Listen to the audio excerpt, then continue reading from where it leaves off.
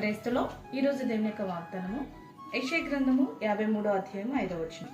మన అతిక్రమముల క్రియలను బట్టి అతడు గాయపరచబడెను. దేవుడి వాక్యం నిలిచింది గాక. ఆమేన్. అవునండి, మన యొక్క అతిక్రమ క్రియలను బట్టి యేసయ్య శిలువలో గాయపరచబడినట్టుగా ఈ యొక్క వాక్యం సెలవిస్తుంది. అవును, ఏ నేరము ఆయన చేయలేదు, ఏ దేశము చేయలేదు, కానీ మన అతిక్రమ క్రియలు ఏదైతే ఉన్నాయో మన అతిక్రమములను బట్టి యేసుప్రభు వారు ఏం చేయబడ్డారంట, గాయపరచబడ్డారని లేఖనాలు సెలవిస్తున్నాయి.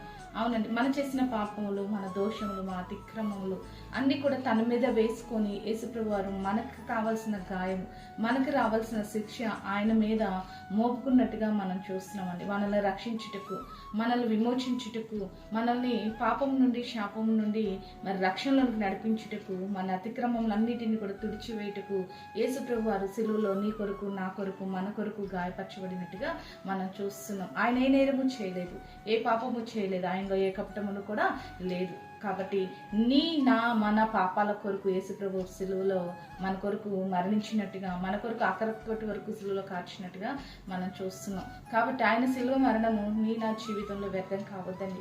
మనమందరం కూడా మన అతిక్రమములను విడిచిపెట్టి దేవుని వైపు మళ్ళుకొని ఆయన యొక్క మరణం మన జీవితంలో రక్షణలోనికి నడిపించుకున్నాం. అటు రీతిగా మనలందరినీ, మన అతిక్రమ క్రియలను తుడిచివేసి ఆయన రక్తంలో మనలందరినీ కడిగి దేవుడు పరిశుద్ధపరచబడును గాక. ఆమేన్. ప్రార్థన చేసుకుందామండి. సకల ఆశీర్వాదాలకు కారణభూతుడమైన మా ప్రియ పరలోకపు తండ్రి, ఈ యొక్క ప్రార్థనలు కూర్చున్న ప్రతి బిడ్డని జ్ఞాపకం చేసుకోండి. ఆయన మా అతిక్రమలకు ఏం క్రియలను బట్టి నువ్వు గాయపరిచిన గొప్ప దేవుడు ప్రభ, మా పాపములు, దోషములను పరిహరించుటకు మా కొరకు నువ్వు గాయపరచబడిన గొప్ప దేవుడు. ఆ గాయాలు మా జీవితంలో వ్యర్థం కాకుండానట్లు అన్ని విషయాల్లో మేము నీకు లోబడి నీ చిత్తాన్ని నెరవేర్చే కృపను దయచేయమని యేసు నామములో ప్రార్థిస్తున్నాం తండ్రి. ఆమేన్.